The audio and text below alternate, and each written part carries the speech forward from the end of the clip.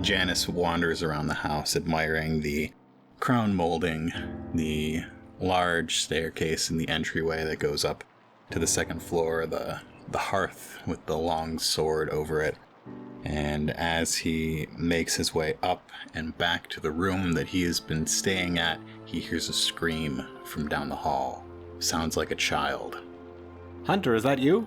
Are you all right? The shouting continues. You hear bumps from down the hallway towards where you know that Atra and Hunter's rooms are. Downstairs you hear Atra call up, "Hunter?" And you can hear footsteps running towards the staircase. Janus is gonna head towards the noise of these bumps and screams. Yeah, it's definitely from Hunter's room, and it's Hunter in there. You last left him with the special Sweet Dream sleep powder. Patented Sweet Dream sleep powder. Do we get to a locked door, or? No, it's not locked. You're gonna open it, run in, knock. What do you want to do? I think in a situation like this, you run in, you open it, and you step in. Yeah, you open it, step in. The room is darkened. The cloudy, overcast, autumn, stormy sky has brought night a little bit early today. And you see in the bed, stiff as a board, Hunter, his arms at his sides, his hands clenched in fists, his mouth wide open in a silent scream. You can see some of that powder scattered around the bed.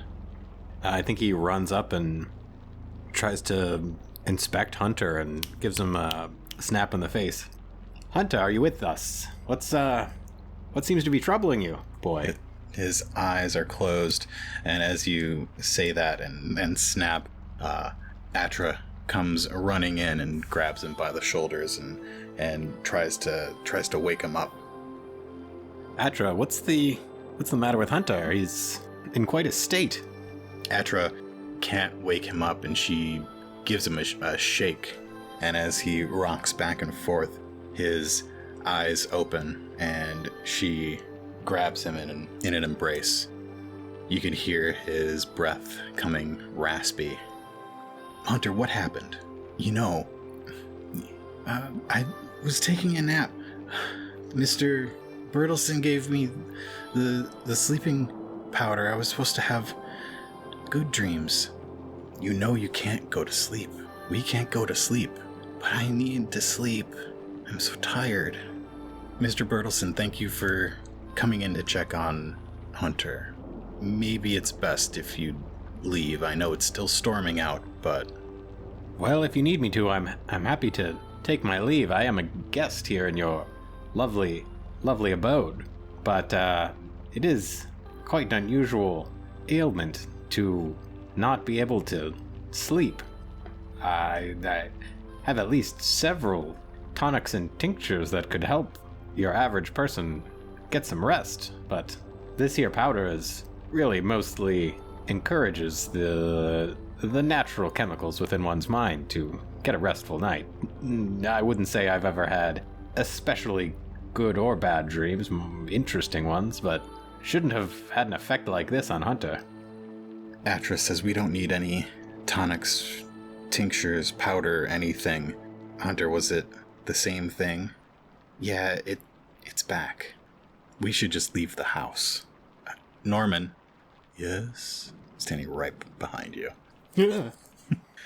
I think we need to pack our bags. This thing won't be able to follow us. Will it? She looks at Norman. Will it? She looks at Janus. Will what, Miss Black? Norman, save the packing. Prepare us some tea. Strong, caffeinated.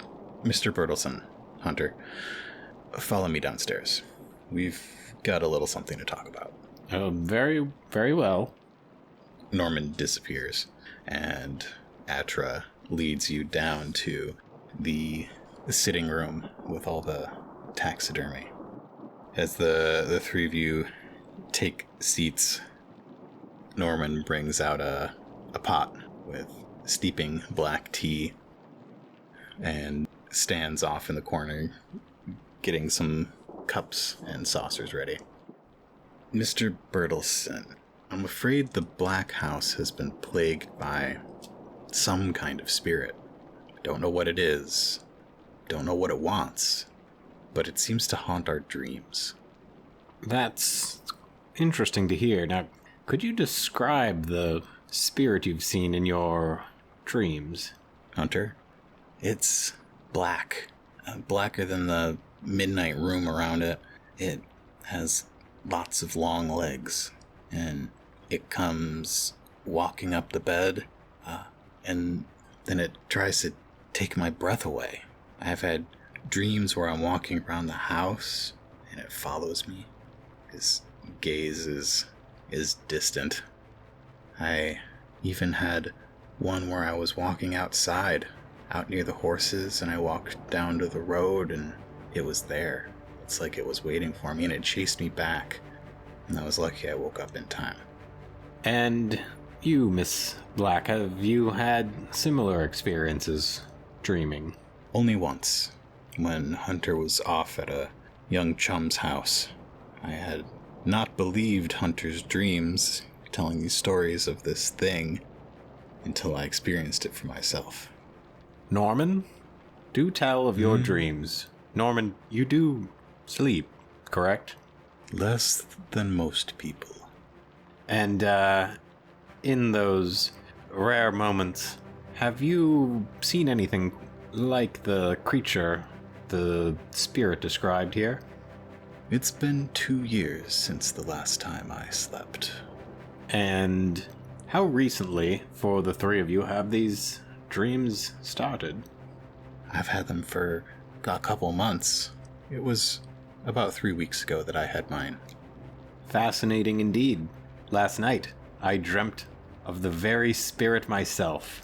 At the bottom of my bed, it stood on 6 pointed legs, and it tried to gasp the life out of me. Give me an easy vigilance check. The only things you're going to roll in this game are perception and vigilance. Good thing one of the two of those is okay. Vigilance is terrible. Easy's just 1 purple. That's okay. I don't really mind failing. I don't mind failing unless I really want to do something. I got 2 failures in my vigilance check. Okay. You don't notice a thing. No big deal. Hunter asks, "What did you do?" Well, I tried my best to resist it, and I had very little luck, Hunter. That happens to me too. Mom says I should try to fight it, but I don't know if I can. When I'm walking around the house, I can move just fine, but if I'm laying on my bed, I can't get up. And it's so heavy. So you have had some success resisting? Well, not if it gets me, but it hasn't gotten to me unless I've been on my bed when I wake up in the dream. If I'm wandering around the house, I just see it. It's moving around. You're saying that while dreaming, if you're wandering about the house in your dream, you can avoid it. I try. Have you tried fighting back in your dreams? I can't. It's too strong. Well, what have you tried fighting back with? Well, I haven't used. I don't have a sword. I'm not a paladin. In your dreams, you can be nearly anything, Hunter. He looks at his mom. I haven't tried anything like that. I wonder if you can pull this 8-foot sword off the wall in a dream and, I don't know, defend yourself? Well, we don't know until we try. There's plenty of different things we can try. Tea for one. That's gonna be helpful, at least while we're planning. And Norman passes the teacups around. It's hot, black, and gives you an almost instant buzz. And what have your experiences been like, Mrs. Black? I only had the one. I was lying in my bed, I think. I think I got up. This house was this house, but it was also the old warehouse where we used to transport our coal from. You know how it is in dreams. A place can be 2 places at the same time. But it looked like our house. and I walked around, came down the stairs. The wallpaper was different. I don't remember exactly what it looked like. I do remember, as I went towards the kitchens, that's when I saw the thing. The kitchens? It scuttled out of a dark corner. A dark corner. Well, I'm no expert, but these stories are indeed fascinating. Perhaps your late husband dug up something more curious than coal. Though I'm no saint, or ghost hunter. How do we fight something that only appears in our dreams? And why am I not just leaving right now? That's a good question. Are you suggesting we stay here tonight and try to rid this house of this haunting? Well, I owe you for keeping me out of this torrential downpour we've had, and one more night to continue to keep me out of it. I would happily assist you in diagnosing the plague that is upon your house. Well, where do we start? Great question.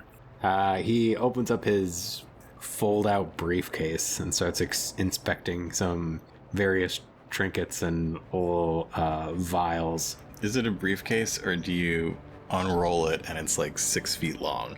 I think it's like a briefcase Like a that roll. has a bunch of folding out layers. Okay. Everything is like tucked into little pouches.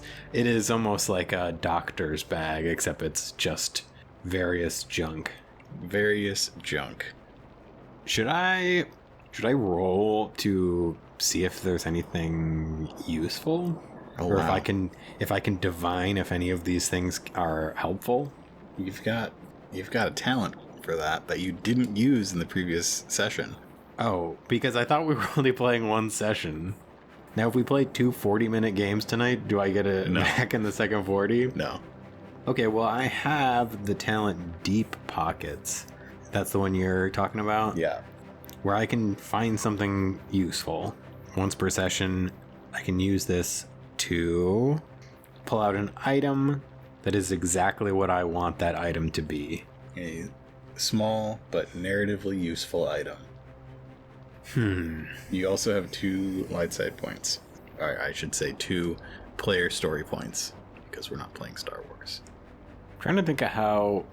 I mean, I can just have an item that does what I want, but I don't know if that's, just way too good.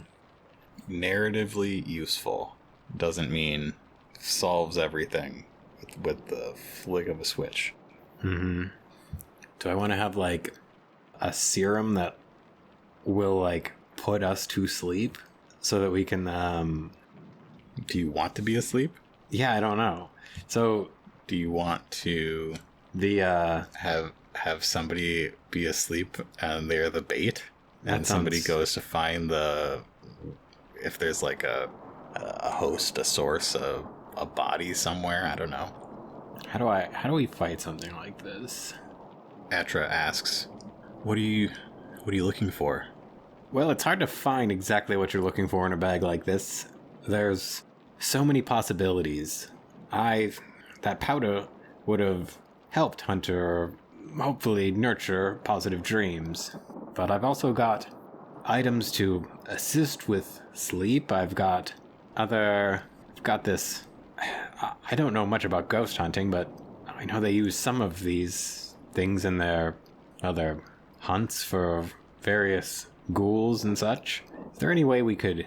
Hunter, you seem to have the deepest and sadly most frightening relationship with this, whatever it is. Is there a way that we can... Is it a way that we could put you to sleep, but protect you? Keep you safe until we can divine how to stop it? We put iron in the door. That didn't work. Iron didn't work. We tried putting some under the bed too. That didn't work. I don't know how it's getting in, but it's getting in some other way. The door, the bed, the window is probably unrelated, but it's possible. Sure, if iron's not going to work, salt's going to do nothing. So you're suggesting that we use Hunter as bait for this thing? Well, it had crossed my mind, but... And then what? Well, if... Hunter, you said it was only able to take your breath away, so to speak, when you were dreaming you were in your bed. Now, if you were to keep it at bay, keep moving about the property, perhaps jump on old Bertram in his dream self, go for a ride, then you'd be keeping it at bay while we could learn more, find out its purpose for being and its source. It's a risky plan, and ultimately you're the boy's mother, so I'll leave it to you to decide. I think we need a better plan. Well, let's put Norman here to sleep. He hasn't slept in 2 years. I am winding down. I'm afraid if I were to go to sleep now, I may not wake up again. On second thought, stay awake, Norman, and brew us another pot of this delicious beverage. Permission to speak, milady. Go ahead, Norman. I've been serving this family for generations. My memory is fading after such a long time on Earth, but I do recall a distinct tragedy in the Black family history. Normally, I wouldn't point towards that as the solution for something like this, but perhaps the story would be useful. Master Black's, Colobius's grandfather, had a large family. One daughter of theirs simply disappeared one night. She left no note. None of her friends knew where she could have gone. She just vanished. The Blacks looked everywhere for her, from here to Point, the town down below, but the one place they did not look was this manor. Perhaps she never left. Thank you, Norman. That might be useful. Norman, you're saying that the spirit of this girl is the culprit that's haunting us in our dreams. Is that correct? It's a possibility. Do you have any other information about the girl or the family during that time? Her room is just down the hall here. Now there's not much there. Nobody uses it. There's a hearth and an old portrait of her. Shall we take our caffeinated cups on a walk down to that room? Take a peruse around? You get up and Norman leads you to a room that you visited earlier in the day.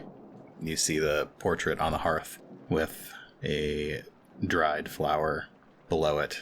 This room is filled with dust and cobwebs, and it's got a distinct, musty, unused smell to it.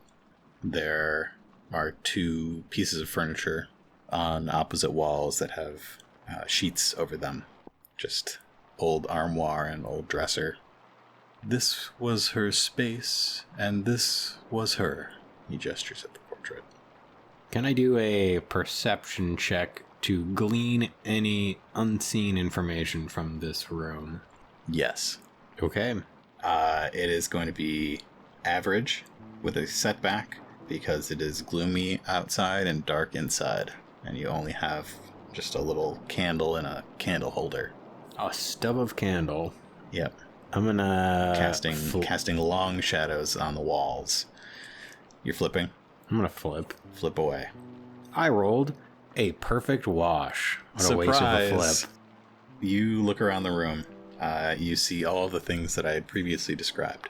The hearth is unused. It has not been used for a long, long time.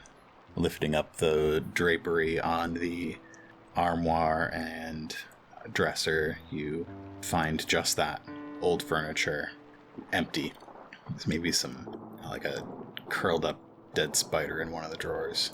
And looking under one of them, you spot one of those tin paladins just on the floor.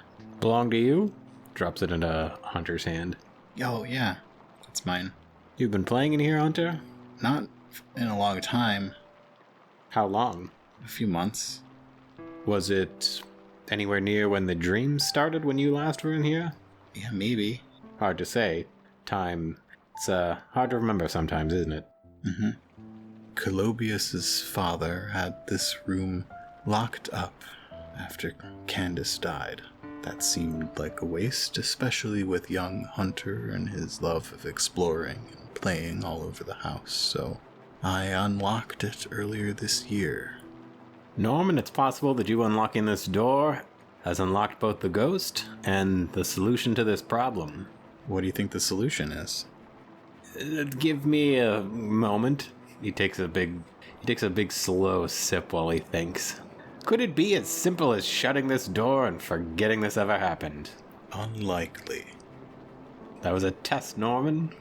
And you're right. I don't think that will stop whatever started this. What? Norman, you have the key to this room, I presume? I do. Not on me. I was just curious.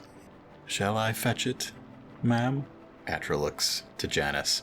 Perhaps the key holds the solution to mysteries, and perhaps not, but Norman, get that key.